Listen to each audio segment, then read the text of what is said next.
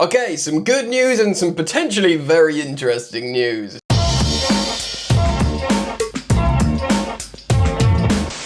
Yo, what's going on, friends? Welcome on back to Football Therapy with me, your host Jan, and as always, I do hope you're doing well, my friends. I really do hope that, and welcome back to Chelsea news / a big preview for, of course, a massive game against Liverpool in the Premier League before yet another international break descends upon us. But some good news with that as well. I'm going to give you my lineup. I'm going to reflect on some words that Enzo Maresca said in his pre-match press conference as well. And together, you and I can go on a journey and decide how we feel about these comments and this news in today's Chelsea news. As you can see, I've switched up the format a little bit of a throwback to like I used to edit. I've been feeling the drive to do so, so here we are. Currently filming on a DJI Osmo 3 camera. I'm going to switch back to the full frame, big bad boy. I've got a new mic coming, so I am mixing up the content quite a bit, trying to keep it fresh for you guys, and also trying to keep it fresh for me as well. And if you enjoy it, let me know. Like, comment, and do consider subscribing. And should you choose to subscribe, you should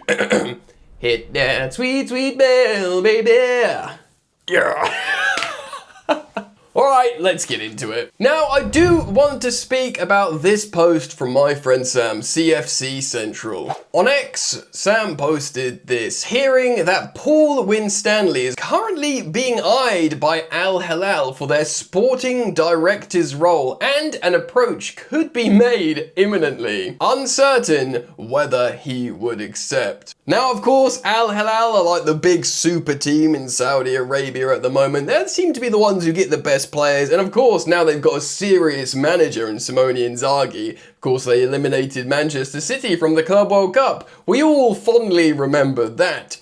Now, they are trying to get sporting directors out there. They are trying to get proper sporting infrastructure, not just trying to sign the Neymars of this world. They're trying to build a proper club, so by the time that next Club World Cup comes around, they'll try and win it. First of all, there's no publication on this. This is, of course, a post from CFC Central. I know Sam, he's a great guy. He'd never, post anything for clout or anything like that. He has someone who's informed him from Saudi football. I just wanted to reference the fact how he's like a reputable guy and football analyst and stuff. And, I dropped him a WhatsApp before speaking about it in the video. And it's worth speaking about. Now, Paul Winstanley has been kind of demonized in the Chelsea fan base, in terms of the sporting directors generally. Of course, there's a whole group of them. There's Paul Winstanley, there's Lawrence Stewart, who of course came from Monaco. There's, what's his face, Sam Jewell as well, he's in recruitment, but also Joe Shields. Now, Joe Shields is of course the guy who's got an affinity and connection to Manchester City. And broadly, we've done alright. Of course, so many City-linked players. Tosin we got on a free, of course, has been Man City. We loaned Jadon Sancho, of course. Romeo Lavia was hugely driven by Joe Shields. Lavia is an excellent footballer. He's very, very good. He's just never available, do you know what I mean? Cole Palmer, of course now Jamie Gittins, who we're very much jury's out on. Not many Chelsea fans have seen, too much positive stuff with Jamie Gittins. Possibly forgetting some others. Anyway, loads of link with the City Academy and Joe Shields. I think generally Chelsea fans are quite happy with Joe Shields. I don't want to speak for the fan base, but that's kind of how I feel is the broad mood. Paul Winstanley, of course, was the big dog at Brighton and Hove Albion. We brought him along with the whole host of Brighton players. Even if we've done well out of Brighton in terms of getting good talent, of course they've been handsomely compensated for it, hundreds of millions from us. But, the likes of Cucurella, Caicedo, Joao Pedro, even the loan for Levi Colwill was hugely important in his development. Now he's our most important centre-back. And of course, Robert Sanchez. But the constant links with Brighton is sort of kind of infuriating. It's boring. Enciso, Buonanotte, it's just never ending. And there are many, many Chelsea fans who don't like the model. Whether Paul Winstanley is the puppet master with the model at Chelsea at the moment or not, this will probably come as an exciting piece of, news. Now, it's worth mentioning CFC Central isn't saying he's off to Saudi. He's saying he's been offered a role. That's it.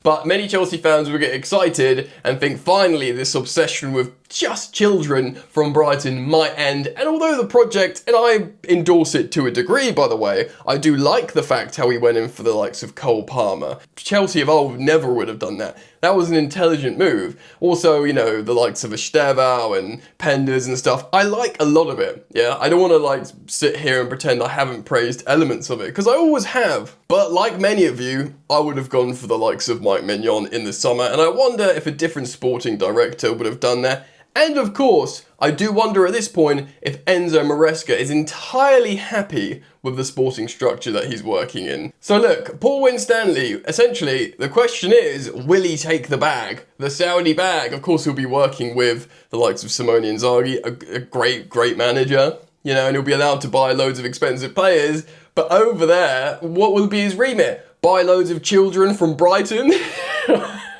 Or continue buying the superstars for Al Hilal like they've done in the last couple of years? Maybe they are looking for some Brighton children, and that's why they've offered the sporting director role to Paul Winstanley. What happens if you break up Stuart and Winstanley? Does the world implode? What happens to their little bromance? Look, I've heard all kinds of stuff behind the scenes about Paul Winstanley. I wouldn't cry for him if he goes. Let me know what you think. Let's move on quickly. Right, we are going to go through some Enzo Maresca quotes imminently, but a little positive update, of course. We're all hoping we beat Liverpool this weekend in the Premier League before the international break. Of course, they're coming off 2 consecutive losses, a losing streak. We're not on a losing streak. We win, lose. But they are on 2 consecutive. I'm grasping at straws here, guys. But a huge positive for us is Alisson isn't available for this game. Indeed, he'll be out for a little while, by all accounts. Potentially till after the international break in November. Way too many international breaks, by the way. So Alisson isn't available for me, and for my money, he's by far the best goalkeeper in the Premier League. I think the 2 best goalkeepers in the world are Alisson, and sadly, my opinion does still lie with Thibaut Courtois, though he snaked Chelsea Football Club. That's who I think the 2 best are. Alisson's just incredible, reading the games, his run-outs, his saves, his distribution, his decision-making. Like, it couldn't be so chalk and cheese with Rob Sanchez in terms of decision-making. He's incredible, and he's, for me, just even that like iconic glancing header he scored, he's just like that guy. Do you know what I mean? For me, I always think of Alisson and I think what could have been. We were so close to signing him from Roma before we signed Kepa. Ended up paying more money for Kepa. Bearing in mind, Alisson at the time was the record fee for a goalkeeper, but then we trumped it when we signed Kepa from Athletic Club. Sliding doors moment, guys. It could have. We tried to sign Van Dijk and Alisson. We didn't get either of them, and they went on to win Champions Leagues and Premier Leagues. Although we did win a Champions League since then. I digress. Alisson's not available for this game against Chelsea, which is a huge positive for us. Mamadashvili will be in goal, the Georgian goalkeeper.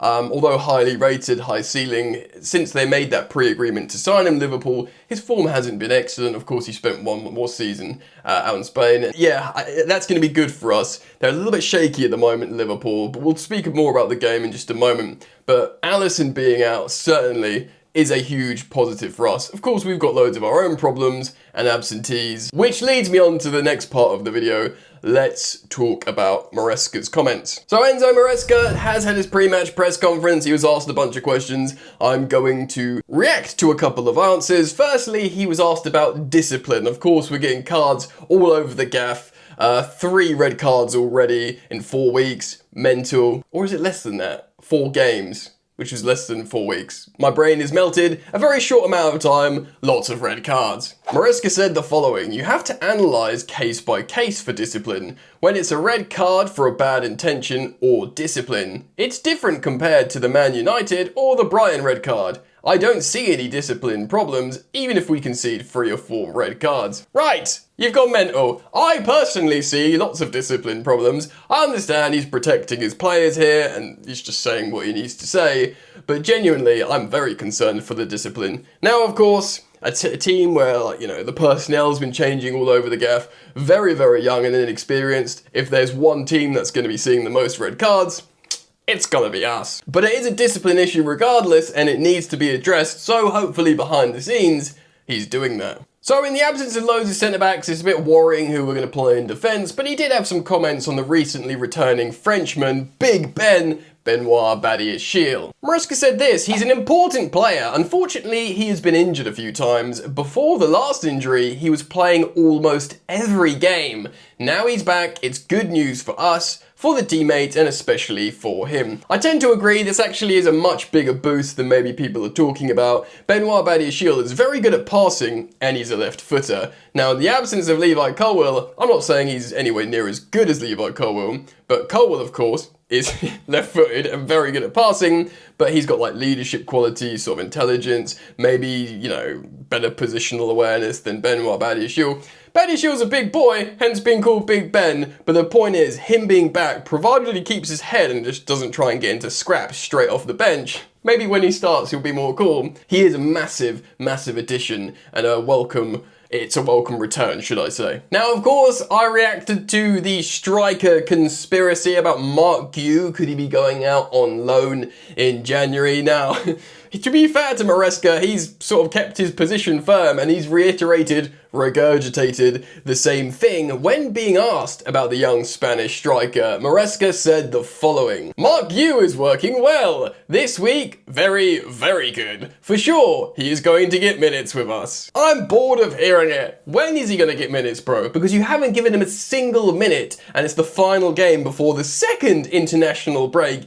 in the season. You dragged him away from what can only be described of my brain. You taken him away from a good loan in Sunderland. They're doing really well. Granted, he wasn't starting, and, you know, maybe he wouldn't have started because of how well they're going, but he did score for them, and it seemed like a good loan. And now we've dragged him away to not play a single minute, only to be benched by young teenage winger Tyreek George. What? Very peculiar indeed. Of course, I went into more detail with that. If you haven't watched yesterday's upload, I really recommend you go check it out on the channel, because I go into more detail about Tyreek George playing striker. It's something that's infuriating a lot of Chelsea fans at the moment, so go check that out. But apparently Mark Gue, for sure, will get minutes with us. Who knows? Maybe against Liverpool.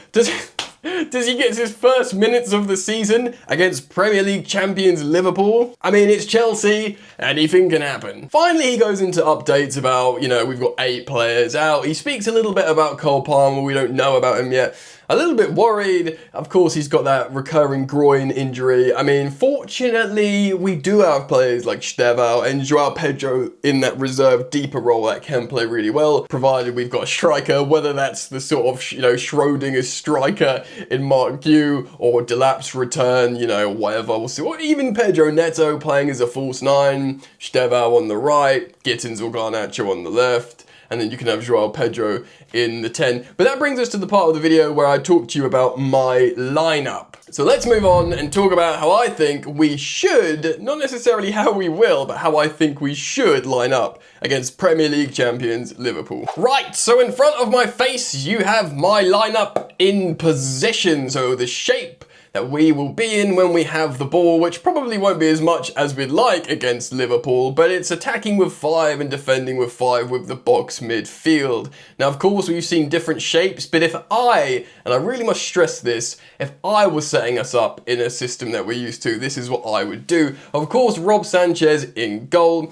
Now, the left footer Benoit Badiashile, one of the few available centre-backs playing on the left. Now, we could, of course, see him in the middle as the passing centre-back, but for me, left footer, left side, that's where I would play him. I'd play Reece James as the reserved right centre-back, creating or right back, should I say, creating a right centre-back back three, and then bringing in the apparently trusted Josh Achampong in that central role. We could easily see Josh playing one of the wider positions, and actually James could play in the middle as a sweeper, as a passing centre-back, but I'd feel more comfortable with James defending the right, which means Cucurella, the final member of the back four, would go and create the width. Not necessarily invert, we could see him invert, but I would prefer to see him holding the width against Liverpool. Pedro Neto on the right, so you've got a lot of hard-working defenders there. Cucurella will get back and defend, Neto will get back and defend, which essentially is pretty straightforward. Joao Pedro has to start this game. He's not going on international break with Brazil, so hopefully he's got enough juice in the tank to play this high-profile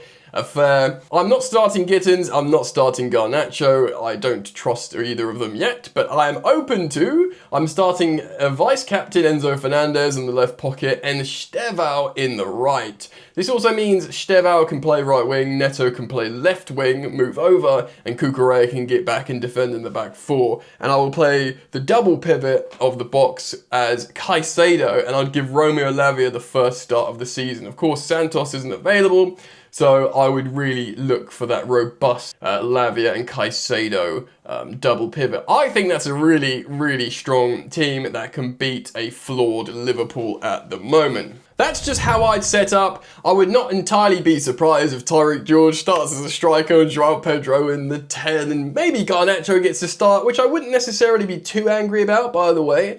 I think Garnacho has looked pretty positive, certainly more positive than Gittins at times, but he's got loads of Premier League experience, Garnacho, not entirely surprising. But I think if it, again, this is, I feel it's a predicted lineup entirely of what Maresca would do. Could be slightly different. Maybe Lavia doesn't get a start. Maybe Estevao doesn't start. I don't know. Maybe. But that's how I would play at the moment. And I genuinely think we can beat Liverpool, especially with the absence of, Alisson in goal and how intelligent he's been sort of saving Liverpool, those run-outs. He's been bailing them out loads. I don't trust Mamardashvili to do that. But at the same time, you got to think, though I think there's a way for us to score goals against Liverpool, you got to look at our own defence and be scared, because we are decimated in defence. We've had lots of errors leading to goals. My Rob Sanchez meter's gone right down again in terms of belief. Not that it ever goes that high for that long. I'm going to predict Chelsea get something from this game, but I'm going to predict a 2-2 draw.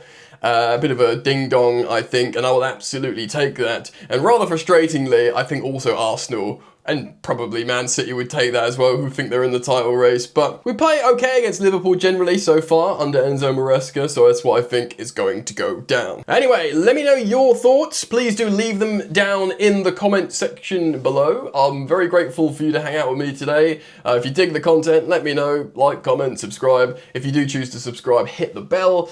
And yeah, man, see you soon. Take care. Peace. You ain't so tough with that bad boy tuck. I'ma get it how I'm living, I'ma walk the walk.